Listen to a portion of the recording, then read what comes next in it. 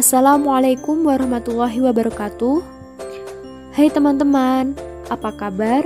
Semoga dalam keadaan sehat selalu ya, dan semoga tetap berada dalam lindungan Allah SWT. Kami kelompok 7 akan membahas tentang inovasi bidang ketenagaan pendidikan dengan anggota kelompok yaitu Mahfudah binti Sulaikhoh, Hesti Duyanti Pertiwi, dan Muhammad Miftahul Ulum. Baik, untuk materinya meliputi yang pertama, pengertian tenaga kependidikan, yang kedua, ruang lingkup tenaga kependidikan, yang ketiga, upaya peningkatan profesionalisme tenaga kependidikan, dan yang keempat, inovasi dalam tenaga kependidikan. Pengertian tenaga kependidikan. Tenaga kependidikan adalah anggota masyarakat yang mengabdikan diri dan diangkat untuk menunjang penyelenggaraan pendidikan. Tenaga kependidikan berkewajiban untuk membantu menciptakan suasana pendidikan yang bermakna, menyenangkan, kreatif, dan dinamis. Selain itu, tenaga kependidikan juga harus dapat menjadi teladan dan menjaga nama baik lembaga, profesi, dan kedudukan sesuai dengan kepercayaan yang diberikan kepadanya. Berikutnya adalah ruang lingkup tenaga kependidikan. Ruang lingkup tenaga kependidikan dibagi menjadi dua. Yang pertama, kepala satuan pendidikan, yang kedua, pendidik. Kepala satuan pendidikan adalah orang yang diberi wewenang dan tanggung jawab untuk memimpin suatu pendidikan tersebut. Istilah lain dari kepala satuan pendidikan: A. Kepala sekolah, B. Rektor, C. Direktur. Pendidik. Pendidik adalah tenaga kependidikan yang berpartisipasi dalam menyelenggarakan pendidikan dengan tugas khusus sebagai profesi pendidik.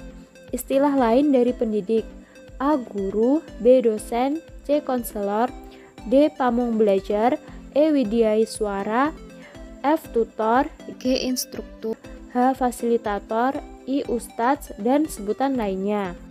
Baik teman-teman, di sini saya akan menjelaskan tentang upaya peningkatan profesionalisme tenaga kependidikan. Yang pertama adalah upaya administratif.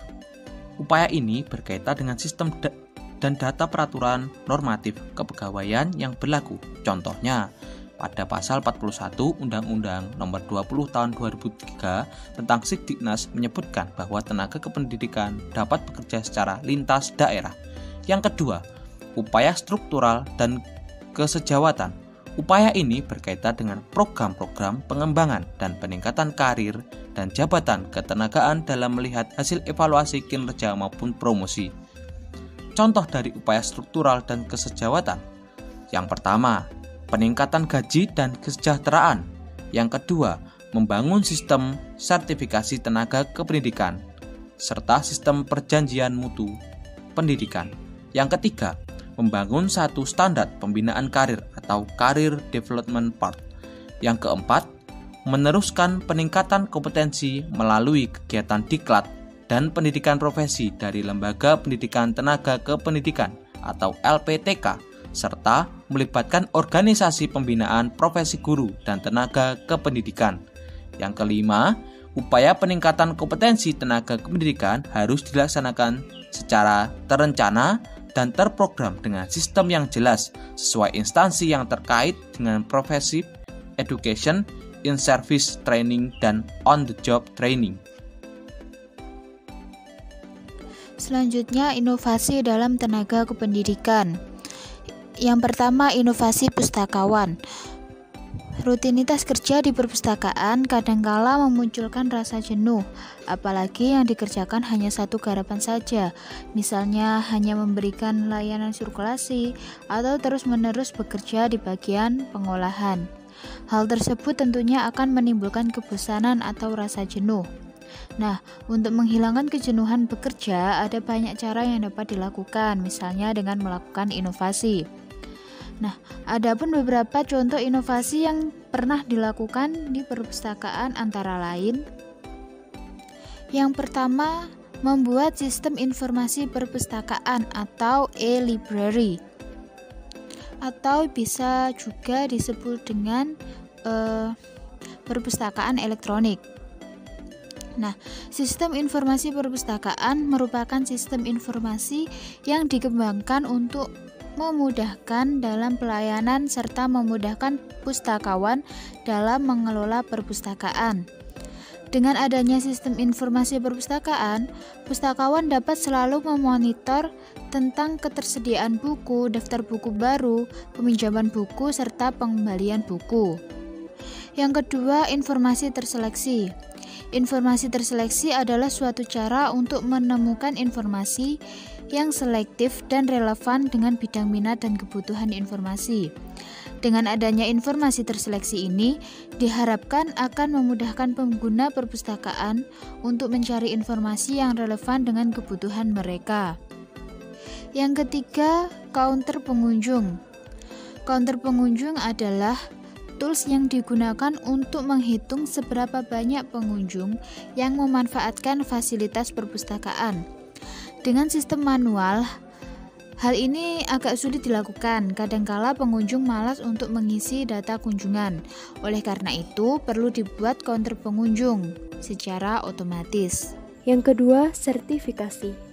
Sertifikasi guru adalah proses pemberian sertifikat pendidik kepada guru yang telah memenuhi persyaratan. Sertifikasi bertujuan untuk 1. Menentukan kelayakan guru dalam melaksanakan tugas sebagai pendidik. 2. Meningkatkan proses dan hasil pembelajaran. 3. Meningkatkan kesejahteraan guru. 4. Meningkatkan martabat guru. Berikutnya adalah prosedur sertifikasi guru. Yang pertama adalah guru dalam jabatan sertifikasi menyusun dokumen portofolio. Dokumen portofolio yang sudah disusun diserahkan kepada Dinas Pendidikan Kabupaten atau Kota untuk diteruskan kepada Rayon LPTK. Rayon LPTK penyelenggara sertifikasi terdiri atas LP3 Induk dan sejumlah LPTK Mitra. Apabila penilaian portofolio mencapai angka minimal kelulusan, maka dinyatakan lulus dan memperoleh sertifikat pendidik. Apabila hasil belum mencapai angka minimal kelulusan, maka Rayon LPTK merekomendasikan untuk melakukan berbagai kegiatan yang berkaitan dengan profesi pendidik dan mengikuti pendidikan dan pelatihan profesi guru atau DPG. Untuk materi DPG mencakup 4 kompetensi guru, dan lama pelaksanaan DPG diatur oleh LPTK penyelenggara. Terakhir, apabila peserta lulus ujian DPG, maka peserta akan memperoleh sertifikat pendidik. Jika tidak lulus, peserta akan diberi kesempatan 2 kali.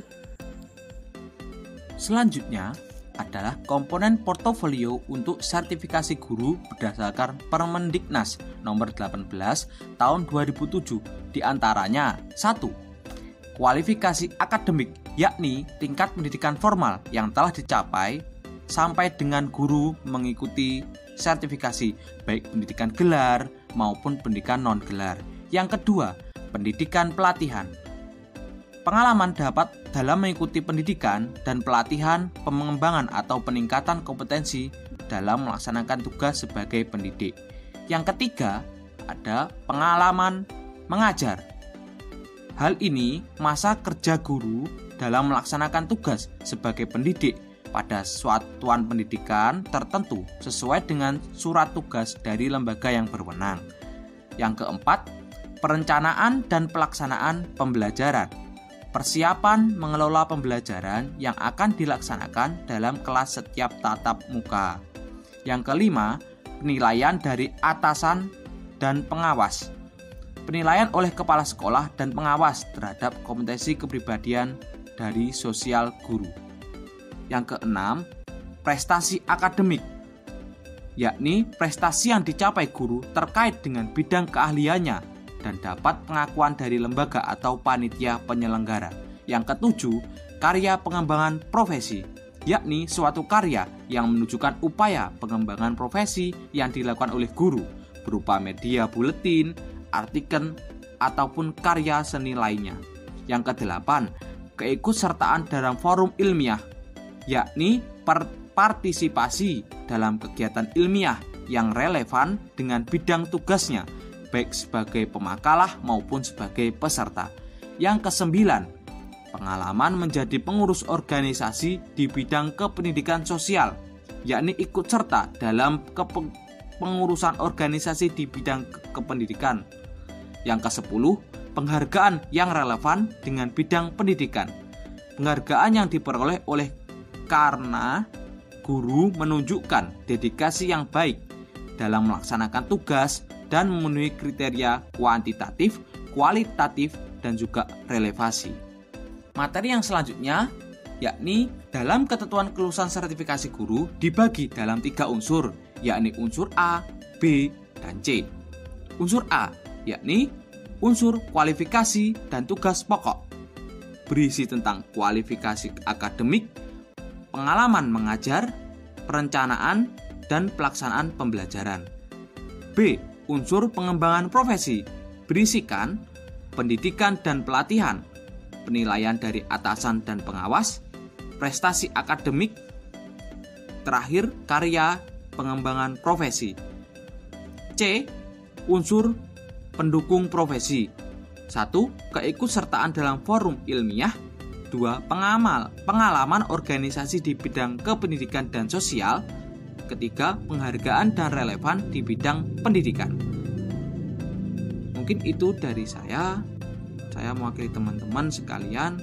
Apabila ada yang kurang lebihnya mohon maaf. Wassalamualaikum warahmatullahi wabarakatuh. The trap is sprung.